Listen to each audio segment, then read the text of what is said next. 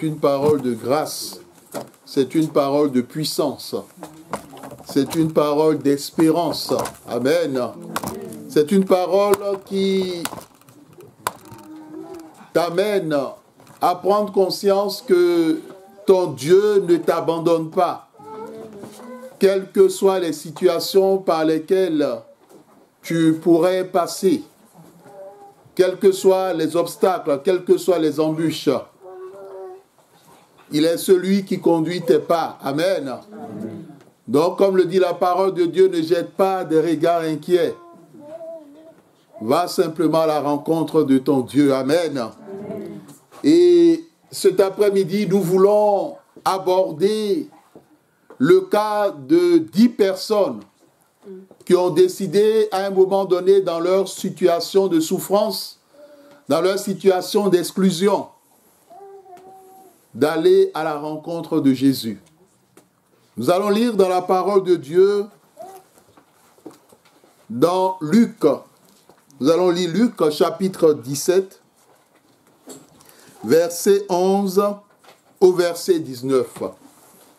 Luc chapitre 17, 11 à 19. Le thème de ce message est « Dois-je être reconnaissant ou reconnaissante vis-à-vis de l'Éternel Dieu ?» Dois-je être reconnaissant ou reconnaissante vis-à-vis de l'Éternel Dieu? Écoutons le texte de Luc chapitre 17, verset 11 au verset 19. Je lis la parole de l'Éternel. Amen. Jésus se rend à Jérusalem, passé entre la Samarie et la Galilée. Comme il entrait dans un village, 10 lépreux virent à sa rencontre. Se tenant à distance, ils élèvent la voix et dirent: Jésus, Maître, aie pitié de nous. Dès qu'il les eut vus, il leur dit: Allez vous montrer au sacrificateur. Et pendant qu'il y allait, il arriva qu'ils furent guéris. L'un d'eux, se voyant guéri, revint sur ses pas, glorifiant Dieu à haute voix.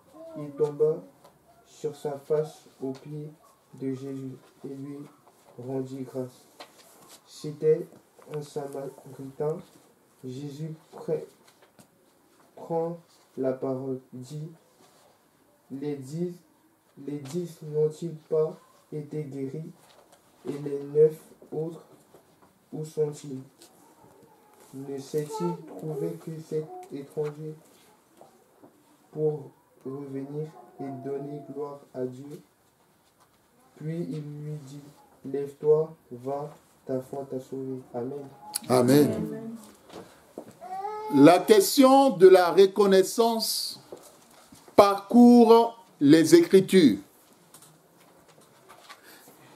L'autre question de la non-reconnaissance à l'Éternel Dieu, on la retrouve aussi lorsque nous lisons la Bible.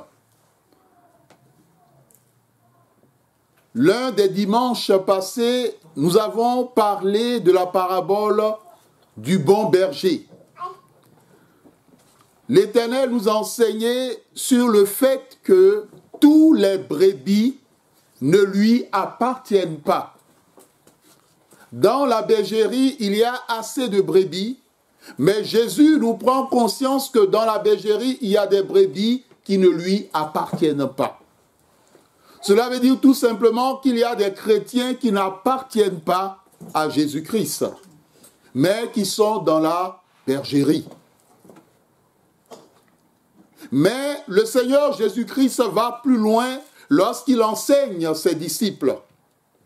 La première chose qu'il essaie de faire comprendre aux disciples dans le cadre du contexte proche et dans le cadre du contexte lointain, c'est que lorsque toi, enfant de Dieu, tu as accompli une œuvre par devoir selon les instructions ou les directives de l'Éternel notre Dieu, tu diras simplement, nous sommes des serviteurs inutiles. Nous avons fait ce que nous devions faire. Il y a des chrétiens qui à un moment donné sont fatigués de faire les devoirs ou d'accomplir le devoir que le Christ leur a confié. Et le devoir pour lequel le Christ les a appelés. La Bible dit que nous sommes appelés à une sainte vocation. Amen. Sur cette terre, nous accomplissons la vocation des hommes. Chacun de nous, pour la plupart, nous avons un emploi. Nous exerçons des responsabilités. Il y a certaines personnes, même dans le cadre de leurs emplois, là, le travail finit à 17h, mais à 17h30, ils sont encore là. Ou elles sont encore là, elles continuent à bosser. Amen. Elles se disent vraiment, ou bien ils se disent dans leur cœur, au moins que mon chef, que mon supérieur se rende compte que, vraiment, telle personne, elle ne joue pas avec son travail. Et peut-être un de ces jours, le supérieur dira, bon fidèle. Le terme bon fidèle, c'est plus la parole de Dieu. Il dira, vraiment, tel employé, c'est un modèle. Il ne prend pas trop de RTT. Il n'est pas souvent malade. Pas trop de congés maladie. Non, cet employé, il faut que on le lève en grade. Amen. Nous nous dévouons pour les choses qui sont les nôtres et qui appartiennent à d'autres. Mais qu'en est-il au niveau de ce que nous faisons pour Dieu? Est-ce que nous sommes dans cette même disposition? Vous savez, certains chrétiens, quand ils viennent à l'église, le jour où ils ont oublié leur montre, ils se disent « Ah, c'est pas bon ». Tout simplement parce qu'ils regardent l'heure. Quand est-ce qu'il va finir de parler? Quand est-ce qu'il va finir de prêcher? Ah, mais cette louange, elle est trop longue. Quand est-ce qu'ils vont réduire le temps de la louange? Ah, parce qu'il faut que je rentre vite. Ah, ceci, ceci. Si nous devons suivre les Écritures, le sabbat appartient à Dieu. Amen. Ce qui suppose que dès minuit, dimanche, à 24 heures, cela appartient à l'Éternel. Amen. Tu as 6 jours dans la semaine pour faire tout ce que tu veux. Mais le 7e jour, dit l'Éternel, cela m'appartient. Amen. Il est très important que tu ouvres ton cœur à la parole de Dieu pour saisir les mystères de la révélation de la parole de Dieu. Si Dieu dit le 7e jour lui appartient, cela veut dire que tout ce que tu feras ce jour-là sera pour la gloire de l'Éternel. Amen. Sanctifie le 7e jour, dit l'Éternel, ton Dieu. Alors, dans ces 7 jours, dans ces 24 heures, Dieu te dit, bon, seulement donne-moi. Vous savez, Dieu n'est pas gourmand. Aucun employé exerçant dans une fonction ne peut s'amuser à dire qu'il vient le matin travailler de 8 heures à 10 heures ou à 11 heures, et après le reste du temps, il rentre chez lui. Il va se reposer, il va dormir. Ou bien il va faire quoi? Il va faire les courses. Ou le shopping. Non. Amen. Si vous exercez dans une boîte, fonctionnez de la sorte, vous verrez ce qui va se passer. Il y a certains de vos collègues qui vont dire non, c'est pas sérieux. Tel employé, quand il vient, il ne passe pas toute la journée. Nous sommes là, nous bossons du matin jusqu'à l'heure de sortie, mais tel employé, quand il vient, il ne reste pas. Amen. Et à un moment donné, ça va commencer à chuchoter donc, au sein de l'entreprise, au sein de la boîte, ou bien au niveau du bureau. Ah, ceci, ceci, ceci, ceci. Et quand ça chuchote, finalement, ça remonte aux oreilles de la personne qui est le responsable ou la responsable. Amen. Bien-aimé, dois-tu de la reconnaissance ou dois-tu être reconnaissant ou reconnaissant vis-à-vis de l'Éternel? Le plus important dans le texte que nous venons de lire, c'est un enseignement par rapport au royaume de Dieu. Jésus se rend à Jérusalem. Il passe par la Samarie et la Galilée. Alors, le Seigneur entre dans un village. Amen. Et quand il entre dans ce lieu, la Bible nous dit que 10 lépreux vinrent à sa rencontre.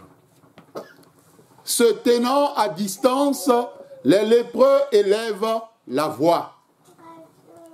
Ils supplient le Seigneur Jésus-Christ. Il y a quelque chose qui se joue dans le cadre de ce dialogue. Et à la fin, le verset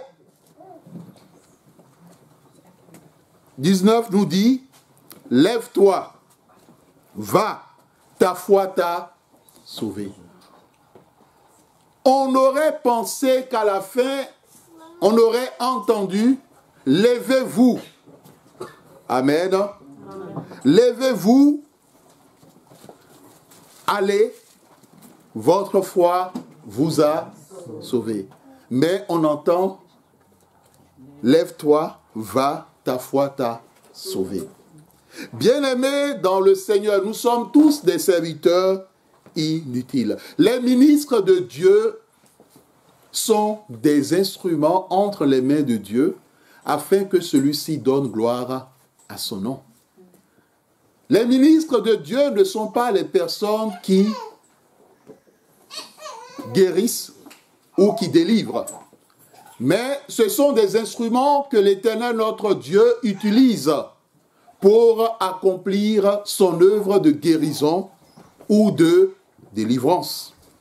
Dans ce récit de guérison, vous auriez sûrement constaté par rapport à d'autres récits que nous avons déjà abordés, que l'Éternel nous a permis d'entendre, qu'il n'est nullement question d'imposer les mains.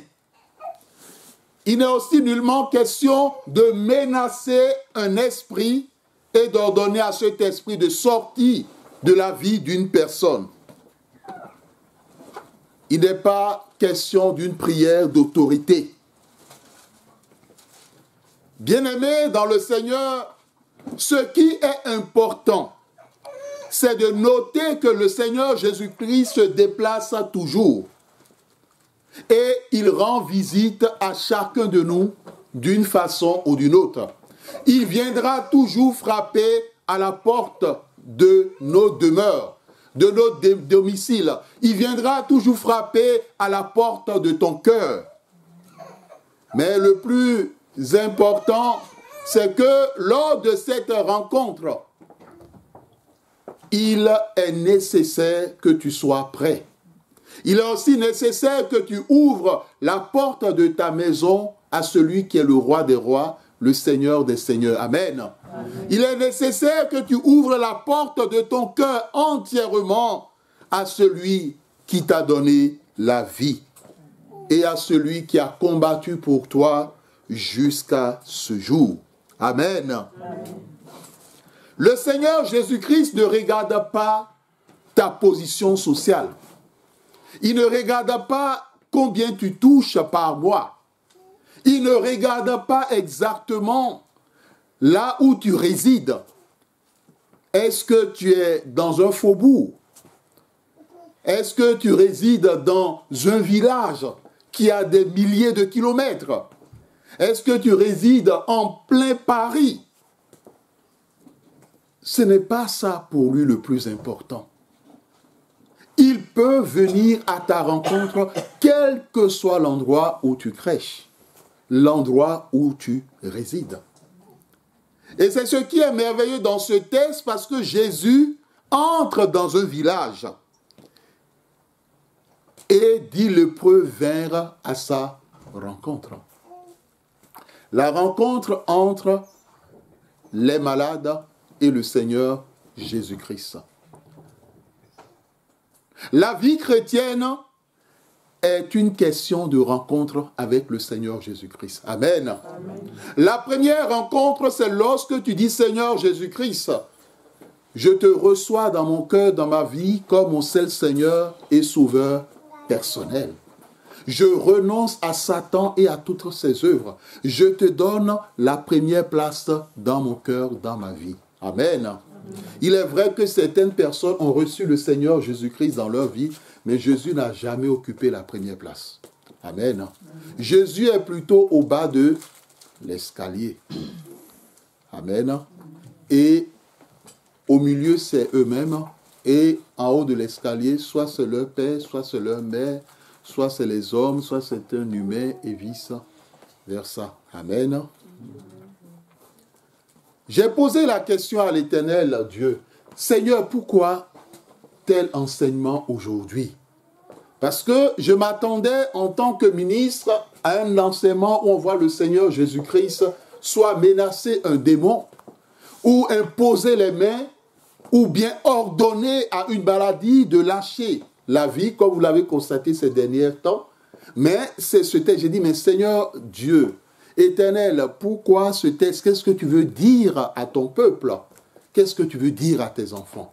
Alors l'Éternel dit, mon peuple n'est pas reconnaissant. Amen.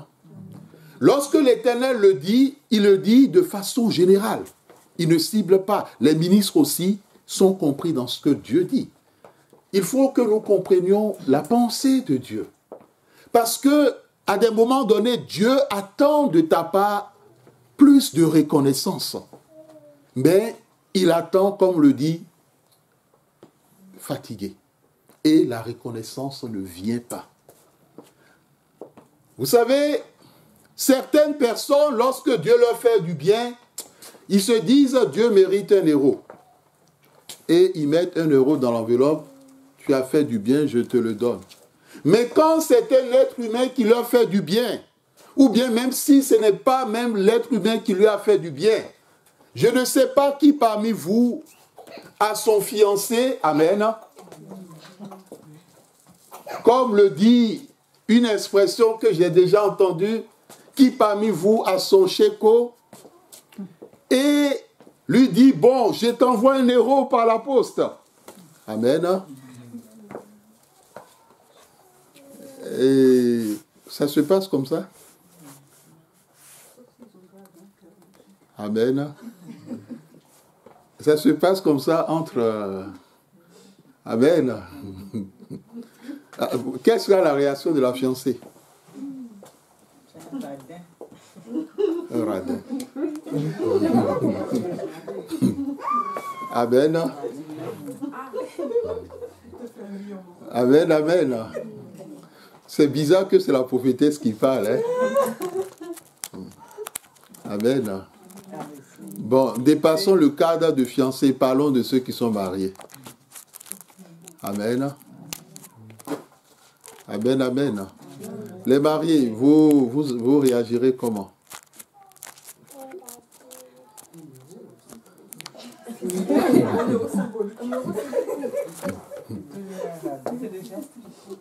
Ah, ouais, c'est le geste qui compte. Hein?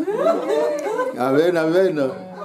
De la façon dont je connais la sœur Valérie, je ne pense pas que ce sera le geste qui compte. Amen. Bien-aimés dans le Seigneur, 10 lépreux vinrent à la rencontre de Jésus. Tout est une question de rencontre. Lorsque nous venons les dimanches, nous venons à la rencontre de Dieu. Amen. Si une personne pensait qu'il venait à la rencontre des ministres, c'est que la personne a tout faux. C'est la rencontre de Dieu. Ce n'est pas la rencontre des ministres. Vous venez rencontrer Dieu, pas nous. Amen. Nous sommes des instruments pour que vous saisissiez la pensée de Dieu, la volonté de Dieu, la parole de Dieu, ce que Dieu attend de vous et ce que Dieu attend de nous aussi. Amen. Voici la véritable donnée en ce qui concerne les cultes. Tout est une question de rencontre. Quel que soit ton problème, dans la prière, il faut dire à Dieu, Seigneur, je viens à ta rencontre. Seigneur Jésus-Christ, je viens à ta rencontre. Amen. Amen. Même si physiquement tu ne le vois pas, spirituellement, il est là. Il a dit dans sa parole, je serai avec vous tous les jours jusqu'à la fin du monde. Amen. Même si tes vêtements sont tachés par le péché, va à la rencontre de l'Éternel. Amen. Ce rendez-vous est très important parce que lors de ce rendez-vous, beaucoup de choses se passent. Il y a certaines personnes accablées par le péché, n'ont plus même la force d'entrer dans la présence de Dieu. Cela veut dire simplement qu'un esprit d'accusation et de culpabilité les a enchaînés. Quel que soit ton état, comme le dit la parole de Dieu dans Ésaïe, Dieu dit venez et plaidons. Amen. Le plus important, c'est de venir à Dieu. Comme le dit Amos, prépare-toi à rencontrer ton Dieu. Rencontre l'Éternel. Les lépreux avaient une situation, un problème de santé. Mais tant qu'ils n'avaient pas expérimenté la donnée de la rencontre avec Jésus-Christ, ils continuaient à traîner le même problème, la même situation. Mais ce jour-là, Jésus-Christ a frappé à la porte de cette ville. Amen. Jésus-Christ s'est retrouvé sur leur passage. Amen. Parce que s'il n'y avait pas eu cette rencontre, rien ne se serait passé. Amen. Cherche à rencontrer l'Éternel, quel que soit le problème que tu as et le problème que tu traînes pendant des années. Dis-lui simplement, Seigneur Jésus-Christ, j'aimerais un rendez-vous avec toi. Amen. Amen. J'aimerais te parler parce que j'ai telle situation qui me pèse et qui me tiennent à cœur. Je suis confronté à telle situation, je n'arrive pas à m'en sortir. J'ai besoin de ton aide. J'ai besoin de ton secours. J'ai besoin de ta présence. Ça ne va pas dans la vie de ma fille. Ça ne va pas dans la vie de mon fils. Ça ne va pas dans la vie de mon père. Ça ne va pas dans la vie de ma mère. J'ai besoin de toi. Amen. Amen. L'essentiel, c'est premièrement la rencontre. Rencontrer Dieu. Et le culte est aussi un moment où on rencontre l'Éternel, notre Dieu. Amen. Amen. Dans ta maison, dans ta chambre à coucher, il faut parler un langage simple. Jésus, je veux te rencontrer. Amen. Ou bien, Seigneur, mon Dieu, je viens à ta rencontre. Jésus dit, lorsque tu pries, ferme la porte. Et qui est là avec toi? Dans Matthieu chapitre 6, qui est là quand tu fermes ta porte? Ton Père qui est là dans le lieu secret. Donc, au fond, quand tu es là, tu n'es pas seul. Amen. C'est parce que le Père est là que si un troisième larron, amen, les autres larrons, quelquefois, ils sont dehors, mais le troisième larron, il essaie d'entrer à ton domicile et quelquefois dans ta maison. Et comme un troisième larron, vous savez ce qu'on appelle les larrons, c'est les voleurs. Et qui est le voleur? Il vole, il détruit, il tue. C'est le diable, c'est les démons, ce sont leurs agents. S'il y a un troisième larron, ton Père qui est là dans le secret va te le dire. Amen. C'est ce qui fait que les gens ont quelquefois la chair de poule. Où l'Esprit de Dieu leur dit, mais il y a quelque chose qui ne va pas, tu n'es pas seul dans ta chambre. Le Père est là, tu es là, mais il y a quelqu'un d'autre qui s'est invité. Amen. Il n'a pas reçu d'invitation, mais il est quand même là. Amen. Vous savez, avec Job, Dieu ne l'a pas invité. Hein? Vous vous souvenez de l'histoire de Job? La Bible dit que les fils de Dieu, les anges, sont venus faire le point. Mais qui est-ce qu'on trouve parmi eux? Le diable. On ne l'a pas invité, il vient aussi. Et Dieu lui dit, mais est-ce que tu as vu mon serviteur Job? Amen. Oh non, c'est parce que tu le protèges trop, c'est parce que tu l'as béni. Donc le troisième larron, il cherche souvent à s'incruster lors des programmes de rencontre avec ton Dieu. Alors il est très important que tu te lèves dans la prière. Mais la rencontre, elle est nécessaire. Amen. Lorsque les 10 lépreux viennent à la rencontre du Seigneur Jésus-Christ, la Bible dit que ces 10 lépreux se tiennent à distance. Et cela se comprend parce que le lépreux est considéré comme un impur, comme quelqu'un qui a commis un péché. Et se mettre ensemble ou se rapprocher de quelqu'un qui est pur, cette dernière à son tour devient impure. Et tous sont appelés alors à faire les sacrifices pour pouvoir être purifiés. Et s'agissant de la lèpre, quelquefois lorsque Jésus guérissait un lépreux, il utilisait le terme « tu es purifié de ta maladie ». Amen. Amen. Bien-aimés dans le Seigneur, donc au fond, ces lépreux portent un double poids. Le premier poids, c'est la maladie physique. La beauté extérieure n'y est pas. Le second poids, c'est qu'ils ont été écartés de la société. Ils n'ont pas à vivre avec les autres hommes. Donc, il y a un poids physique et il y a un poids moral. Vous savez, lorsque vous êtes rejeté par votre famille, il n'y a pas de chose plus douloureuse et plus dure. Et quand vous vous retrouvez dans une situation pareille, vous avez besoin d'élever la voix et de crier à Jésus. Amen. Amen. Et c'est ce que ces lépreux font. À distance, ils élèvent la voix. Donc, mon frère, ne laisse pas le diable te tromper en disant non, tu as péché, tu as fait ceci, regarde ton état et tu veux t'approcher de Jésus. Même si tu ne vas pas jusqu'à toucher le vêtement de Jésus, à distance, élève la voix. Amen. Amen. Il faut parler au Seigneur des Seigneurs. Amen. Amen. Parce qu'il a payé le prix de ta vie à la croix. Amen. Amen. La Bible dit dans 1 Jean 2, si nous confessons nos péchés, il est fidèle et juste pour nous les pardonner et pour nous purifier de toute iniquité. Amen. Amen.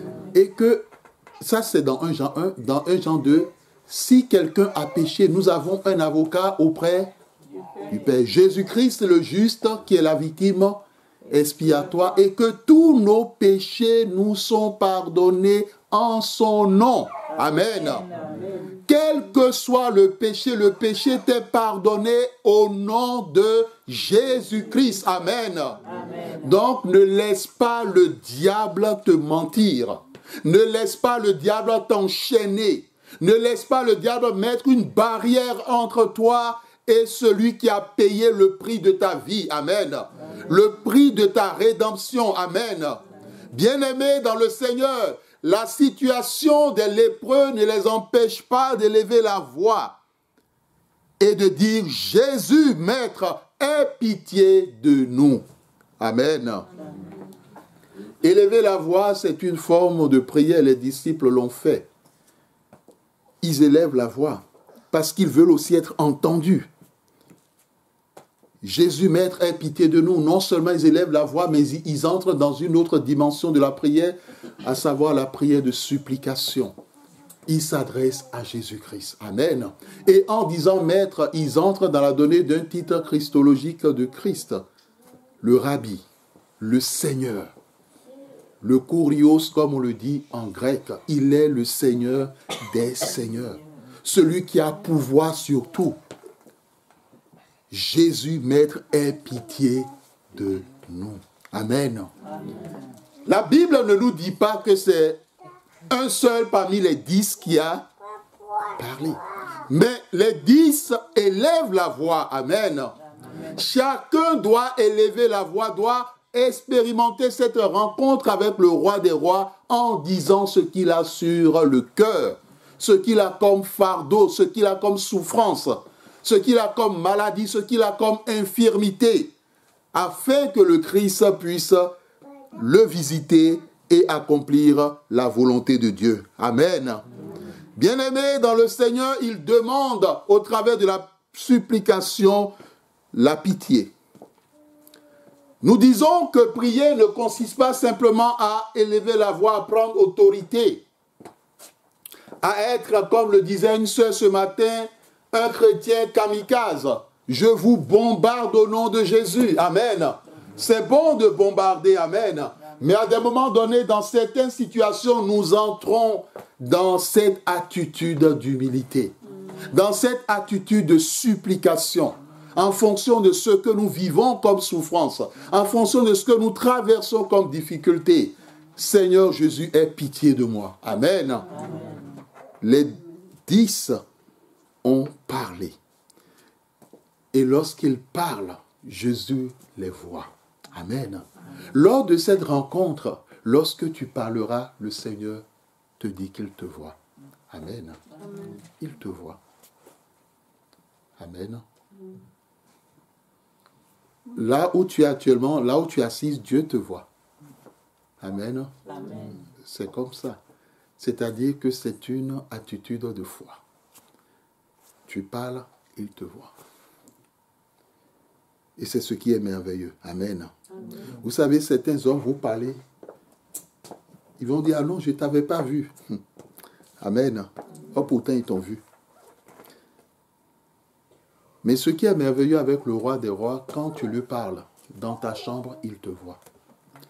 Comme ton Père, il est là dans le secret, lui aussi, il te voit. Amen. Amen.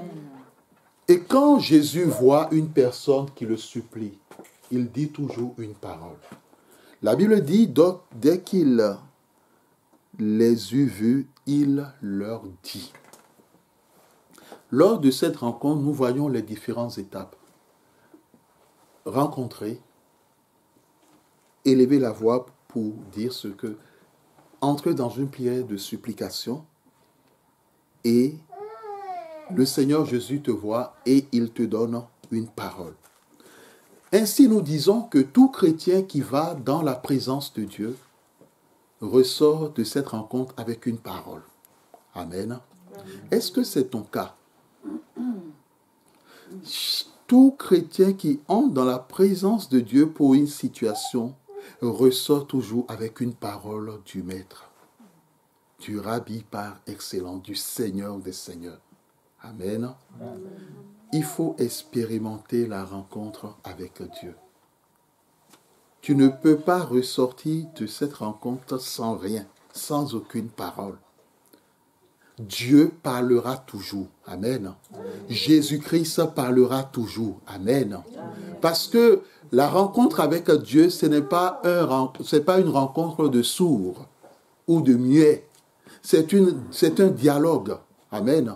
C'est un dialogue entre toi et Jésus-Christ. C'est un dialogue entre toi et Dieu. Amen. Jésus est ton ami. Comme le dit la chanson, Jésus est mon ami de tous les jours. Amen. Il est là. Ton ami est là. Il veut parler avec toi, il veut discuter avec toi. Amen. Discute avec lui. Amen. Peut-être un de ces jours, pendant que tu seras dans ta chambre en train de discuter avec lui, tu vas commencer à rire à grand éclat. Et on dit, mais qu'est-ce qu'il a mon fils?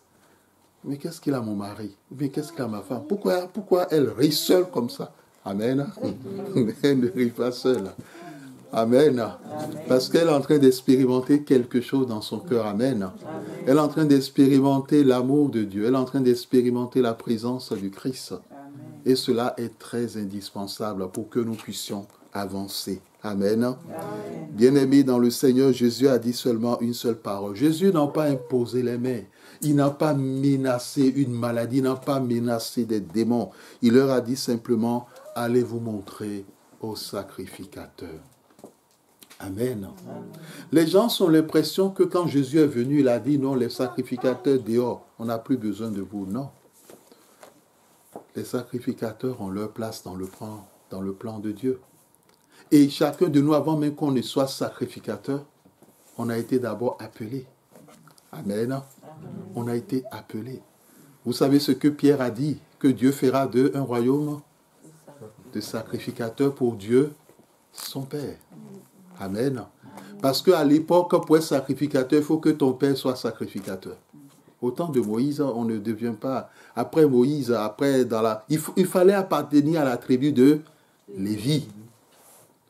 en étudiant 1 Samuel, vous aviez su ce qui s'est passé pour que Lévi perde tous les droits en tant que sacrificateur. Mais nous avons un grand sacrificateur, Jésus-Christ. Amen. Bien-aimés dans le Seigneur, Jésus leur dit, allez vous montrer au sacrificateur. Au fond, à l'époque, lorsqu'on dit à une personne d'aller se montrer au sacrificateur, cela révèle une double dimension. La première dimension, c'est que ne va se montrer au sacrificateur que celui qui a expérimenté la guérison. Amen. Celui qui a expérimenté une victoire, celui dans la vie de laquelle la personne a connu un exaucement de la part de l'Éternel. Alors cette personne, on lui dit, va te montrer au sacrificateur. Et rassurez-vous, on ne va pas se montrer au sacrificateur les mains vides. Amen. Toute personne qui allait se montrer au sacrificateur apportait quelque chose pour dire merci à l'Éternel. Amen. Donc il y avait cette double dimension où Jésus leur disait, allez dire merci à Dieu, allez rendre grâce à Dieu parce qu'il vous a guéri. Voici ce que Jésus a dit aux 10 lépreux. Eux, ils ont compris. Amen. Ils ont compris. Et ce qui fait qu'ils se déplacent. Amen. Est-ce qu'un lépreux est resté sur place? Les 10 sont partis, oui ou non? Oui. Les 10 sont partis. Amen. Un lépreux pouvait dire, mais Seigneur Jésus, c'est pas possible. Moi, je m'attendais à ce que tu m'imposes les mains. Vous vous rappelez de Naaman? Ah, je m'attendais à ce que tu m'imposes les mains. J'ai même supplié, j'ai dit pitié, et tu me dis, allez vous montrer au sacrificateur. Vous savez, ça, c'est le cœur de l'homme. Amen. Le cœur de l'homme. Vous savez, le cœur de l'homme est souvent enclin au mal. Et c'est ce qui est dommage. C'est ce qui fait que la Bible dit que le cœur de l'homme est tortueux et méchant par-dessus tout. Qui peut le connaître? Amen. Comprenez ceci. Si vous avez affaire à un être humain, ayez un cœur vigilant. Amen. Même si l'être humain est un chrétien. Non. Ça vous étonne ce que je dis, hein? Amen. Mais vous pensez que Jésus n'avait pas un cœur vigilant? Jésus avait un cœur vigilant, oui ou non? Pourquoi vous dites qu'il avait un cœur vigilant? Qu'est-ce qui vous amène à dire cela? Parce qu'il voyait leurs pensées, entre autres. Il voyait les pensées, oui. C'est ce que j'avais mis. La réaction de Jésus vis-à-vis de Pierre aussi. La réaction de Jésus vis-à-vis de Pierre. Et quand on dépasse Pierre, qui d'autre? Judas. Au-delà de Judas, qui d'autre? Les pharisiens. Les pharisiens. Quand les pharisiens venaient, Jésus, il était dans quel état d'âme? Il était dans les bisous. Non. Mais non. Parce que Jésus savait qui venait. Et il savait pourquoi il venait. Lui tendre des pièges. Et à certains moments, quand Jésus leur parlait, vous risquez de dire, mais comment Jésus peut parler comme ça? Parce qu'on se dit, bon, Jésus, c'est la douceur. Amen. Mais face aux pharisiens, il ne marchait pas ces mots. Hein. Race de vipères, incrédule, tombeau blanchi, tout ce qu'on peut citer.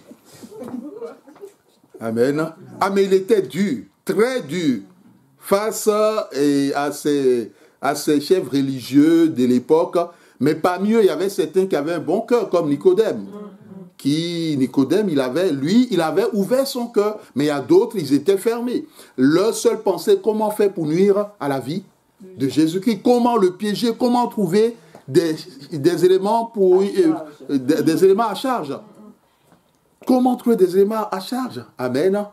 Bien-aimé, dans ce monde, que ce soit dans l'église, hors de l'église, mais dans ton lieu de travail, est un cœur vigilant. Un cœur vigilant, c'est ce qu'on appelle un cœur sage. Amen. Un cœur sage. Demande à Dieu de te donner ce cœur. Sinon, à un moment donné, tu vas te retrouver dans une situation où tu risques de dire, mais comment est-ce que j'ai pu me faire avoir de la sorte? Amen. Surtout lorsque vous êtes quelqu'un qui est vraiment, qui a eu, comme on le dit, un cœur grand. Amen. Quand vous avez un cœur grand, les forces qui vous attaqueront seront aussi grandes. Et vont utiliser tous les artifices possibles parce qu'ils se diront, telle personne, il a un cœur grand. Il ne verra pas le danger. Il ne verra pas le danger venir. Amen. Et ce que nous disons est très important. Ne néglige pas cela. Et ne dis pas que l'Éternel ne t'a pas parlé. Parce que certaines personnes se disent, mais si l'Éternel savait ça, pourquoi est-ce qu'il ne nous a pas prévenus? Pourquoi est-ce qu'il ne nous a pas avertis? Simplement, et c'est ce qui fait que ceux-là qui sont dans les ténèbres, par rapport à ceux qui ont un cœur vraiment trop grand, qui manquent de sagesse, quel est le thème qu'ils disent? Oh, c'était un naïf. C'était une naïve. Elle ne s'y attendait pas. Alors non, lui ne savait même pas. Il se dit, ils l'ont bien eu. C'est ça la donnée. Et le Seigneur Jésus-Christ ne voudrait pas que cela soit ainsi pour nous. Il ne dit pas qu'il ne faudrait pas que nous ayons un cœur grand. C'est bon d'avoir un cœur grand. Mais le cœur doit être sage.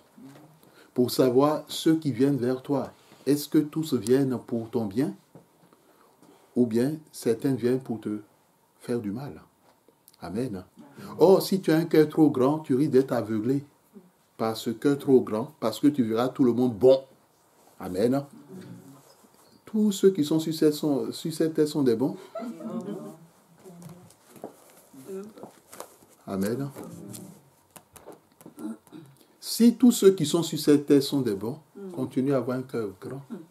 Amen. Mais c'est parce que la Bible, ni la parole de Dieu nous dit. Bien-aimé dans le Seigneur, va te montrer au sacrificateur. Et pendant qu'ils y allaient, il arriva qu'ils furent guéris. L'un d'eux, se voyant guéri, revint sur ses pas, glorifiant Dieu. Amen. Le Seigneur Jésus a fait ceci dans ma vie. Non. Amen. Non, il n'a pas fait ça. Hein? Ah, j'étais un lépreux. Jésus m'a guéri. Non. La Bible dit, il a fait quoi? À haute voix. Amen. À haute voix. Est-ce que tu as déjà glorifié une fois Dieu à haute voix? Amen. Dans la chambre. Amen, amen. Dans la chambre, tu as sauté, tu as dit, ah, alléluia. Amen. Amen, amen. Ah, dehors, si je saute là, les gens vont parler. Non. Amen, amen. Bien aimé, ce lépreux, il s'en foutait de ce que les gens diront. Amen. Pour lui, il a expérimenté un miracle de Dieu. Amen. Quelque chose de grand s'est passé dans sa vie. Et il ne pouvait pas se taire. Il revient sur ses pas. Il glorifie Dieu à haute voix. Et qu'est-ce qu'il fait d'autre? La Bible dit, il tombe sur sa face aux pieds de Jésus et lui rendit grâce. C'était un Samaritain. Amen. Et c'est là la subtilité et la complexité de l'histoire. C'est-à-dire ceux-là qui étaient censés agir de la sorte et ne l'ont pas fait. Ceux-là qui étaient censés revenir pour dire merci, ils ne l'ont pas fait. Et ce n'est pas, ne pensez pas qu'ils sont allés voir les sacrificateurs. Hein. Ne pensez pas, hein. Parce que s'ils n'ont pas été capables de venir dire merci, ce n'est pas les sacrificateurs qu'ils iront voir. Hein. Pour eux, ils voulaient quelque chose, ils ont obtenu un point, un trait. Et il y a beaucoup de chrétiens qui fonctionnent comme ça. Quand ils sont dans des difficultés, ils sont dans des problèmes, quand le problème est réglé, bye bye. J'ai déjà ce que je veux, c'est tout. Débrouillez-vous.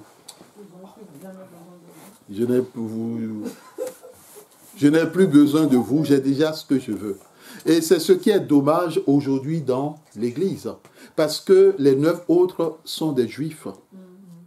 Et lui, c'est un étranger, c'est un Samaritain. C'est-à-dire, on ne pouvait pas s'attendre cela de la part de Samaritains. Ceux-là sont des Juifs, comme le dit ceux-là qui sont nés dedans. Ah, mon père est ancien d'Église. Ma mère est diaconesse. Je suis né dans la religion chrétienne. J'ai grandi dedans. Je connais la parole de Dieu. Ce sont les 9 autres ça. Alors, si tu connais la parole de Dieu, applique ce que la parole de Dieu dit. Mais les 9 autres ne l'ont pas appliqué. Ils sont juste partis. Ils ont obtenu ce qu'ils voulaient, un point, un trait. Dieu ne veut pas que tu sois de ces chrétiens. Lorsque tu as obtenu quelque chose que tu lui as demandé, tu ne lui accordes plus la place qui lui est due. Les honneurs qui lui est dit, tu n'as même pas le temps de lui dire merci. Et c'est dommage, à un moment donné, il y a certains chrétiens, Dieu fait autant de choses dans leur vie, mais à un moment, ils trouvent que c'est naturel. Et ils n'ont même pas besoin de dire merci à l'Éternel. Dire merci à Jésus, non, c'est pas utile. J'ai demandé, il m'a donné, et puis bon, on continue, la vie continue, on fait son chemin. Chacun fait son chemin, chacun fait sa route. Dieu m'a parlé, Dieu nous a parlé. Dieu attend de toi plus de reconnaissance. La donnée de l'action de grâce, c'est ça, le fait d'aller se montrer au sacrificateur pour dire merci à Dieu. Mais il ne faut pas oublier de dire merci à la personne que Dieu a utilisée. Pour dire, ah, merci parce que Dieu t'a utilisé pour accomplir quelque chose dans ma vie. Amen. Amen. Il a remercié Jésus. Et il ne l'a pas remercié debout. Amen. Mais la Bible dit qu'il s'est prosterné. Donc il était sur ses genoux. Il n'était pas sur une chaise. Il était à genoux. Il était dans une attitude d'humilité. Lorsque Dieu te fait du bien, sois toujours dans cette attitude d'humilité. Amen. Que l'Éternel bénisse sa parole dans nos cœurs. Amen. Acclamons la parole.